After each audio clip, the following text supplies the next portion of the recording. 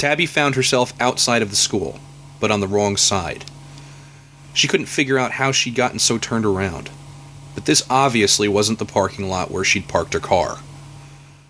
When she tried to push the door back open, she found that it had locked behind her. Oh well, it wasn't that cold out, and she could probably use the exercise. She plunged her hands into her coat pockets and began walking around the side of the school. She passed the long bus platform. It only contained 2 buses for kids doing after-school activities, and continued around towards the back parking lot. As she came around the back of the building, she noticed a man standing under the overhang. He hadn't noticed her yet. He looked familiar, and he was cute. He had a stocky frame, but was semi-muscular, with a little extra weight, and grizzled brown hair that fell just past his ears. He stood slightly hunched, back to the wind, hand cupping a cigarette as he literally tried to suck it down. He must be a teacher here. She hopped back around the corner before he could see her. She unzipped the front of her jacket and undid the first 2 buttons of her blouse to show a decent amount of cleavage. What was the point of getting $8,000 worth of plastic surgery if you weren't going to use it? She approached the man, heaving her chest out, and when he noticed her, he instinctively hid the hand holding the cigarette behind his back. When he realized she wasn't another teacher, he took it back out. "Smoking on school property?" she asked. "Yeah," he laughed. "I'd appreciate it if you didn't say anything about that. I just needed to get out and have one, and I didn't feel like walking all the way to the other side of the parking lot." "Don't worry, your secret's safe with me." He smiled. "Don't I know you?" "Yeah," she said. "I think we go to the same gym." "Right. Brian," he said, extending a hand. "Tabby," she said, shaking it lightly. He had a strong grip. That was good. It showed confidence. "You mind if I bum one of those?" she asked. She didn't usually smoke, but she found it was always good to meet men on their own terms. It always made them feel more comfortable when they thought you had something in common, even something as small as this. He handed her a cigarette, and he even lit it for her. What a gentleman. "Are you sure this is okay?" she asked, glancing around, pretending to look to see if anyone was watching her. She didn't really care, of course. They were both teenagers again, sneaking out to have a cigarette. They were bad. Men ate that sort of thing up. "Yeah, I think you'll be okay," he said. "So what do you teach?" she asked him. "Oh, I'm a history teacher." "Really? Been at it long?" "No, this is only my first year." She brushed her hair back behind her shoulder, smiling girlishly. She figured she had about 5 years on him, but she knew how to play the innocent role. "Well, I know you're not on the staff, so I'm assuming you must be a parent." "Yeah, single parent," she said, emphasizing the single. "My daughter goes here." "Do you have any kids?" she smiled.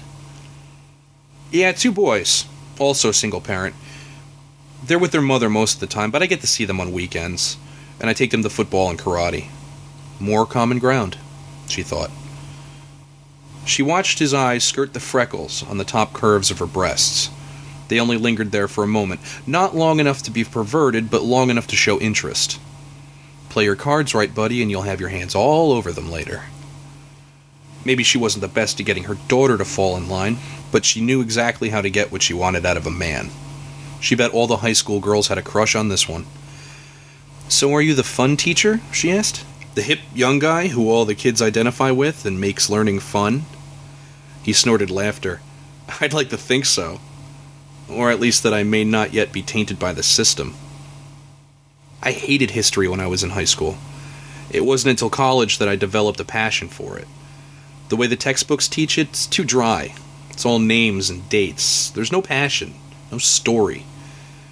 "So you try to bring a little bit of passion to the classroom," she said. "Yeah. Passion's a good thing to have." He smiled at her knowingly. Men were so easy. It didn't matter if they were high class, low class, rich or poor, doctors or garbage men. They were all the same. Dogs chase their tails. Men chase any tail that wags long enough. Well, the fake tits didn't hurt either. The hard part wasn't getting a man to notice you. It was keeping him around once he got a piece. But if you weren't in the market for anything permanent, your path was paved in gold. Blessed was the life of the whore. "So how did you get into teaching if you thought history was so boring?" she asked him. "Well, I think I picked up the bug while I was traveling. When I was in college, I started as an art major. I did a lot of studying abroad. Saw most of Europe, Africa, South America. Seeing other major cultures, I started developing an interest in world history and anthropology. So I switched majors." "That's interesting," she said. "I've hardly even left the States. I wish I could do more traveling." "I think everybody should," he said. "It's the way the curriculum is set up here that makes it seem boring. Americans have an egocentric point of view. The way they teach about other cultures is biased. The textbooks cover the wars and dates and kings and queens, but it never gets to the real heart of their culture. Music and art." "What about the women?" she asked.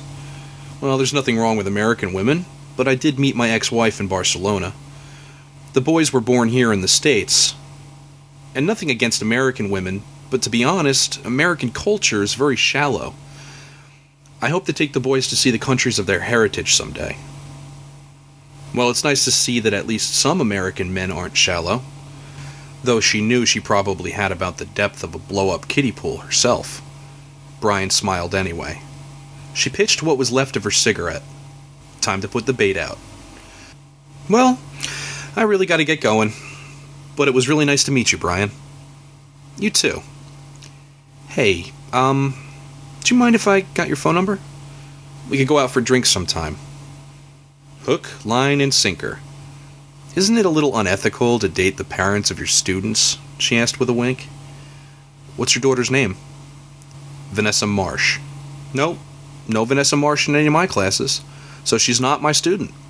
Tabby laughed. "I would love to have a drink with you, Brian. Let me give you my number." He flipped out his cell phone and she told him to list her under Tabby, never Tabitha. She said goodbye to Brian and walked back to her car, zipping her jacket up as she went. Her daughter forgotten.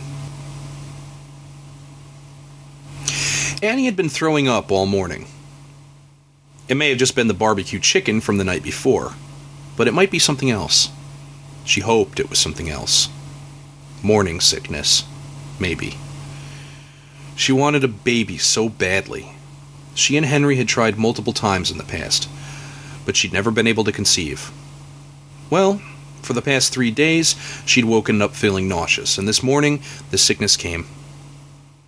True morning sickness or something else? She couldn't be sure. So she'd driven to the convenience store and purchased a pregnancy test. Pee on a stick and wait 3 minutes. Couldn't be easier. If you got a little blue plus, you know you're in business. You get the blue minus, and well, it was back to calendars and thermometers. She remembered taking one of these tests back in high school, dreading that blue plus. Now she wanted nothing more. She'd gone to the gynecologist, and he had assured her that she wasn't barren. But they tried so many times and failed. She was afraid to approach the conversation with Henry, that perhaps the problem was on his end. She'd gone over the potential conversation in her head many times. It's okay. It doesn't make you any less of a man. We can always get a sperm donor. It will still be our child. No matter how many times she went over the scenario in her head, she didn't like the outcome. Telling a man that maybe his boys weren't swimming all the way upstream was a direct attack on his pride.